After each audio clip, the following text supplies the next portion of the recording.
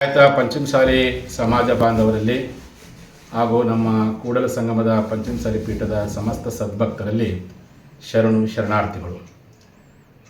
ಪಂಚಮಸಾಲಿ ಸಮುದಾಯಕ್ಕೆ 2A ಮೀಸಲಾತಿ ಕುರಿತು ಚರ್ಚಿಸಲು ಸಮಾಜದಲ್ಲಿರುವಂಥ ಕೆಲವೊಂದು ಭಿನ್ನಾಭಿಪ್ರಾಯಗಳನ್ನು ಸರಿಪಡಿಸಲಿಕ್ಕೋಸ್ಕರವಾಗಿ ಏಪ್ರಿಲ್ 20ನೇ ತಾರೀಕು ಭಾನುವಾರ ಮಧ್ಯಾಹ್ನ 3 ಗಂಟೆಗೆ ನಮ್ಮ ಕೂಡಲ ಸಂಗಮದ ಲಿಂಗಾಯತ ಪಂಚಮಸಾಲಿ ಜಗದ್ಗುರು ಮಹಾಪೀಠದಲ್ಲಿ ಕರೆಯಲಾಗಿದ್ದಂತಹ ನಮ್ಮ ಸಮಾಜದ ರಾಜ್ಯ ಮಟ್ಟದ ಸಭೆ, ಆ ಸಭೆಗೆ ಈಗಾಗಲೇ ಗುರುಗಳ ಮಾತಿಗೆ ಹೋಗೊಟ್ಟು ಲಕ್ಷಾಂತರ ಸಂಖ್ಯೆಯಲ್ಲಿ ಸಮಾಜ ಬಂಧುಗಳು ಬರಲಿಕ್ಕೆ ಎಲ್ಲರೂ ಸಹ ತಾವು ತಯಾರಾಗಿದ್ದೀರಿ.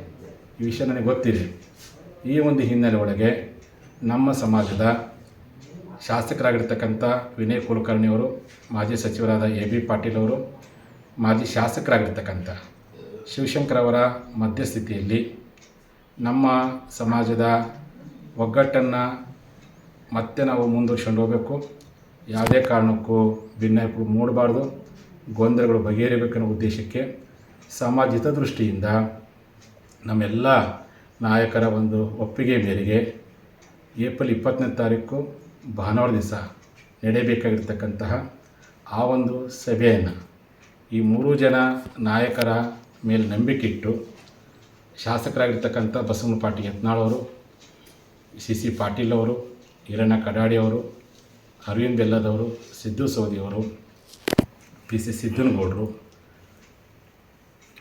ನಮ್ಮ ಕರಡಿ ಸಂಗಣ್ಣವರು, ಶಿವರಾಮಗೌಡರು, ರಾಜು ಕಾಗಿಯವರು, ಇನ್ನು ಅನೇಕ ನಮ್ಮ ಸಮುದಾಯದ ಎಲ್ಲ ಜನಪ್ರತಿನಿಧಿಗಳ ಸಲಹೆ ಮೇರೆಗೆ ಸಮಾಜದ ವಿವಿಧ ಘಟಕಗಳ ಪದಾಧಿಕಾರಿಗಳ ಒಪ್ಪಿಗೆಯನ್ನು ಪಡ್ಕೊಂಡು 20ನೇ ತಾರೀಕು ನಡೆಯಬೇಕಾಗಿರ್ತಕ್ಕಂಥ ರಾಜ್ಯ ಮಟ್ಟದ ಲಿಂಗಾಯತ ಪಂಚಮಸಾಲಿ ಸಮಾಜ ಬಾಂಧವರ ಸಭೆಯನ್ನು ಹಿರಿಯರ ಮಾತಿಗೆ ಗೌರವ ಕೊಟ್ಟು ಹಿರಿಯರ ಮಾತಿಗೆ ಹೋಗೊಟ್ಟು ನಾವು ಮುಂದೂಡಲಾಗಿದೆ.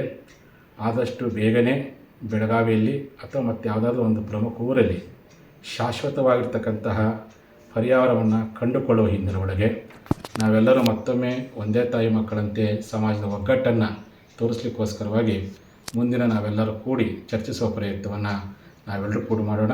ಹಾಗಾಗಿ ಈ ಒಂದು ಶಿವಶಂಕರ್ ಅವರು ನಿನ್ನೆ ಹೇಳಿಕೆ ಕೊಟ್ಟಂತಹ ಏನು ಹಿನ್ನೆಲೆಯಲ್ಲಿ ಅವರ ಮಾತಿಗೆ ಹೋಗೊಟ್ಟು ನಾವು ಅವರ ಒಂದು ಹೇಳಿಕೆಗೆ ಬದ್ಧರಾಗಿ 20ನೇ ತಾರೀಕು ನಡೆಯಬೇಕಾಗಿರ್ತಕ್ಕಂಥ ಆ ಒಂದು ಸಭೆಯನ್ನು ಇವತ್ತು ಮುಂದೂಡಲಾಗಿದೆ.